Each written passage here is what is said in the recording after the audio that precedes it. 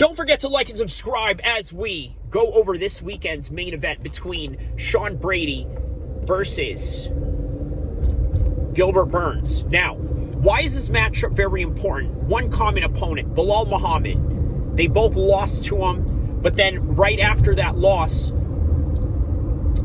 for Gilbert Burns, he went on to lose once again to Jack Della Maddalena, which tells you exactly where he is at in terms of the 170 division.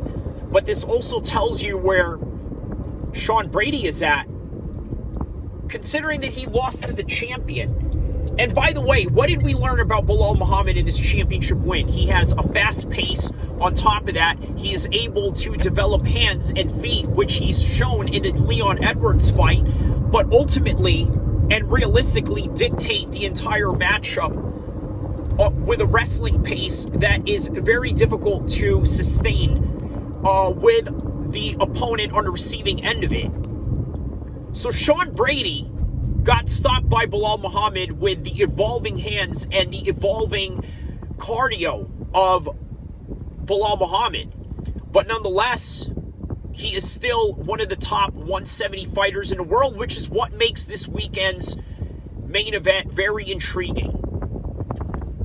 I think that there's going to be a surprise in the part of Gilbert Burns in the way that he is going to potentially get out-wrestled by a much stronger, a much more athletic Sean Brady. Because even though Gilbert Burns has multiple gold medals in World Jiu-Jitsu Championships, sometimes the translation in mixed martial arts is a little bit different.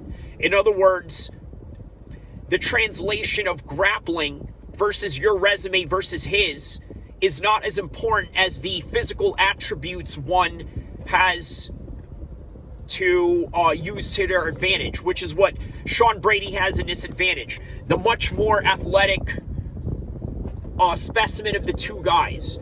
Whereas with Gilbert Burns, he is a technician in terms of grappling, and with the resume that he has in the world of jiu-jitsu, not only that, he has ever-evolving hands as well, in the same similar way that I mentioned about Belal Muhammad. But somewhere a few times he had been knocked out,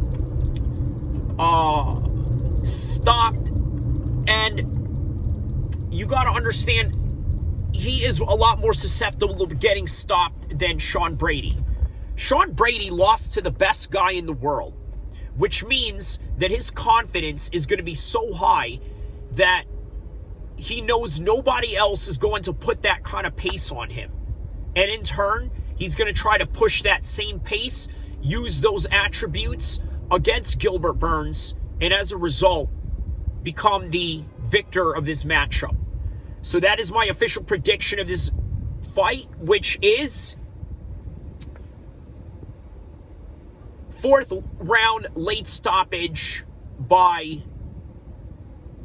submission. No, not submission. There's going to be submission attempts, but I think that he's going to stop him with elbows and ground and pound from the top position, as he is going to maintain throughout the entire fight with a strong wrestling pace, but also the much better hands in terms of getting the best of the two.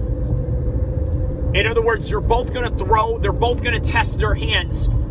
I think Sean Brady is going to knock him down a few times, but I think ultimately this fight ends on the ground, if not a standing TKO of some sort, by the fourth round or fifth round, late stoppage. That is my official prediction. Don't forget to like and subscribe with the most epic mixed martial arts channel in YouTube. Inshallah.